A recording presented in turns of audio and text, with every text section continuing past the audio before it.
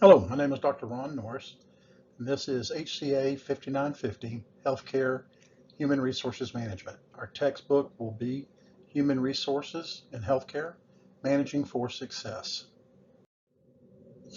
Today we'll introduce Strategic Human Resource Management, or SHRM, in healthcare.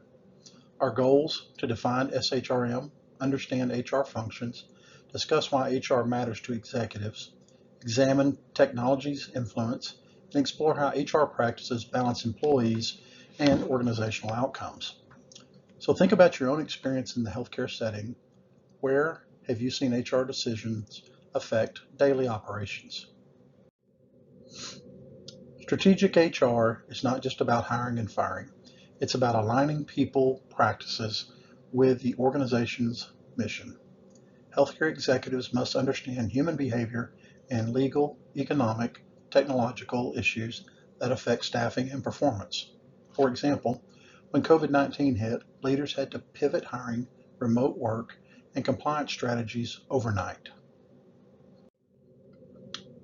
Research shows strong HR practices increase profitability, productivity, and even stock value. It's not just about efficiency. HR strategy affects the quality of patient care. Note the balance here. HR must drive organizational success and protect employees' engagement and motivation. So, what happens when leaders ignore staff morale and push organizational outcomes?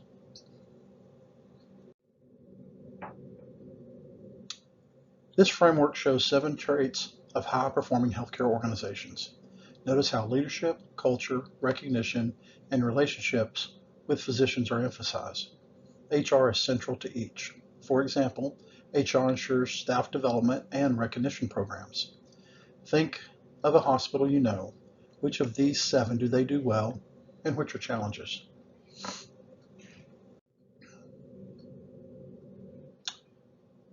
So here's the 7 characteristics of high-performing healthcare organizations. Visionary leadership, consistent and effective communication, selecting for fit and ongoing development of staff, agile and open culture, central focus on service, constant recognition and broad community outreach, solid physician clinical relationships. HRM is shaped by external pressures. Examples are competition for skilled workers, tech-driven recruiting, cyber threat security, workplace violence, and demographic shifts. The workforce is aging and diversifying. How do we adapt recruitment and retention strategies? For example, many hospitals now use social media for recruitment and invest in workplace safety programs. More on trends: flexible work-life strategies, HR analytics, and increased markets volatility. Compliance with state and federal laws remain a constant challenge. This slide reminds us that HR leaders must both be strategic analysts and compliance experts. So how has remote working changed HR expectations in healthcare? These 5 challenges are critical: retention, engagement, leadership development, stress, burnout, and building trust. Burnout is especially relevant in healthcare. It affects both patient safety and retention. Notice how culture, equity, trust, communication underpins all the others.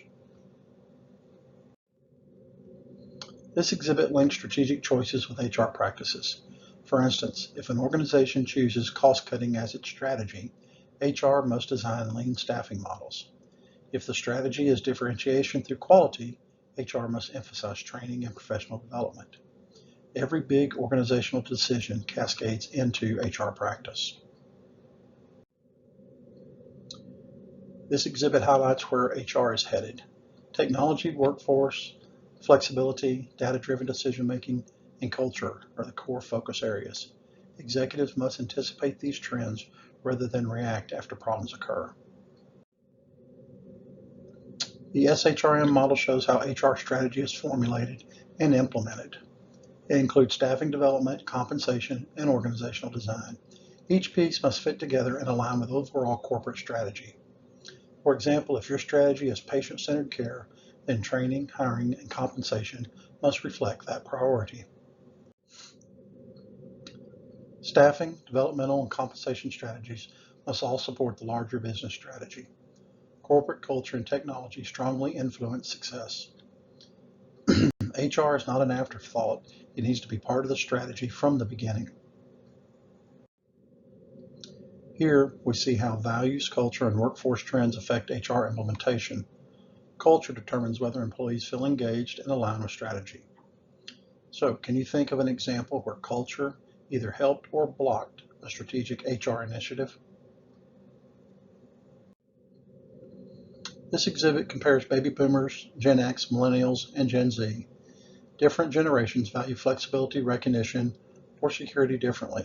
HR strategies must adapt. One size does not fit all. For example, millennials may prefer tuition reimbursement, while boomers may prefer retirement matching. This slide asks key reflection questions. Does leadership view people as an asset or cost? If people are seen as central to mission, investment in HR becomes non-negotiable. These are diagnostic questions, a way to test if your organization really practices SHRM or just pays lip service. So HR is no longer siloed. Line managers, executives, and HR professionals all play a role. Example, HR advises on CEO selection, compensation structures, mergers, and HR metrics. The chief HR officer has become a strategic partner, not just an administrator. So why is it so important for managers outside HR to understand HR strategy?